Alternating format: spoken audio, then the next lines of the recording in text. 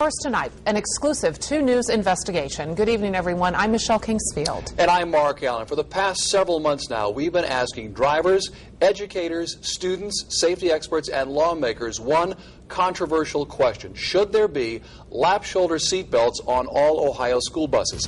As you're about to see, the answers are complex, especially when time and money seem to matter so much. 3, 2, 1.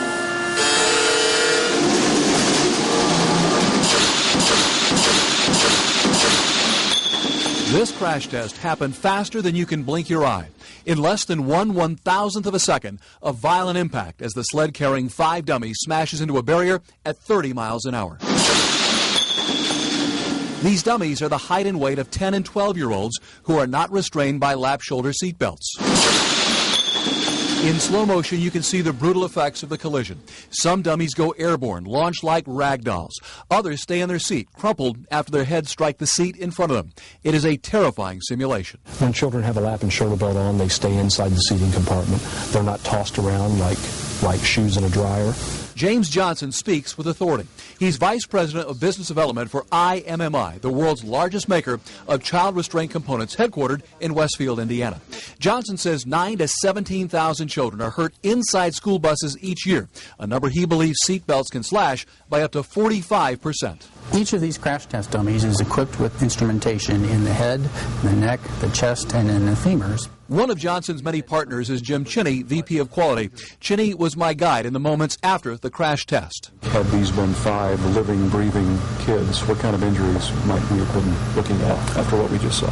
We've not actually done the calculations yet on this test, but when we've done similar tests in the past, generally we see that, again, compartmentalization works, so I would expect to see pretty reasonable and very survivable injuries for the person that remains inside the compartment. Once you're outside the compartment, all bets are off. And although he's seen this test hundreds of times, Chinney's first thought is always the same.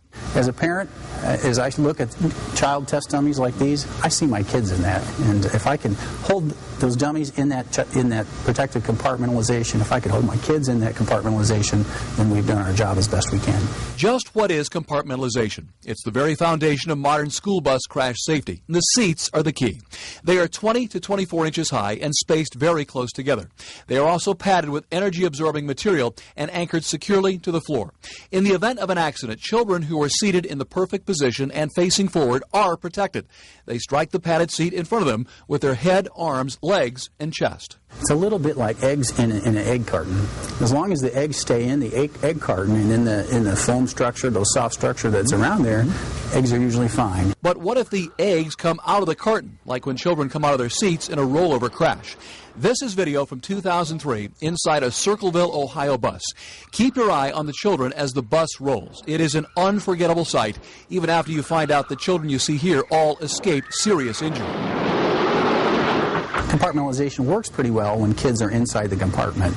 It's when kids may be out of position, maybe they're talking to their friends behind them, or maybe hanging out into the aisle, or if there's a sort of a crash event which leads kids out of that compartment, that's when kids are in danger. And that's what this crash test by IMMI shows. A rollover scenario in which the unbelted dummies become human missiles ramming the roof with their heads.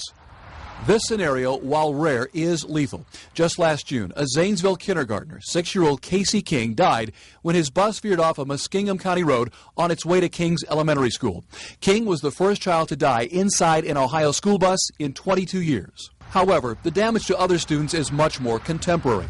Just this past January, a Connecticut high school junior died when the bus he was on plunged off I-84. And in 2006, 2 Texas high school soccer players died when their bus toppled. Their driver, who swerved to avoid an accident, ended up crashing into a ditch. But despite evidence from crash tests and that Circleville video, many superintendents and transportation directors we surveyed here in the Dayton area oppose seatbelts on buses.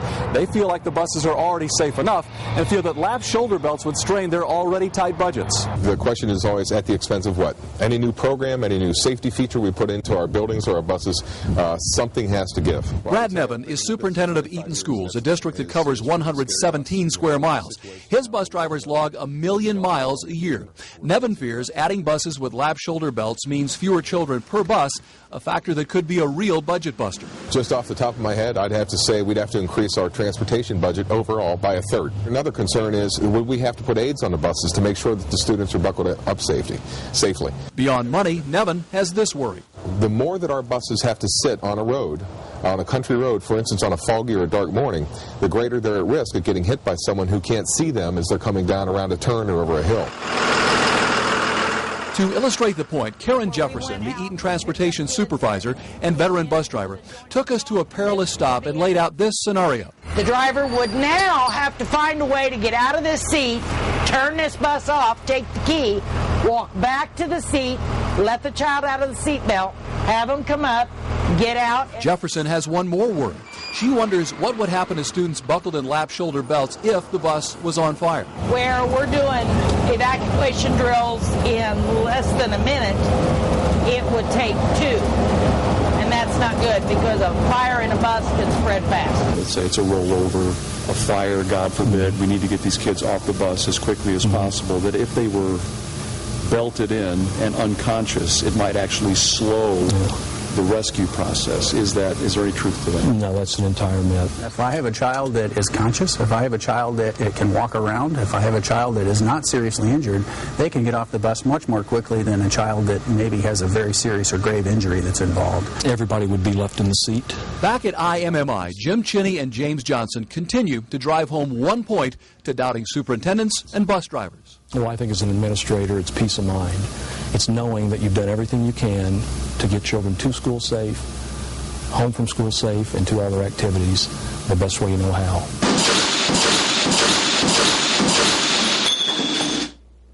And that is another point of concern. Bus drivers aren't just on routes to and from school these days.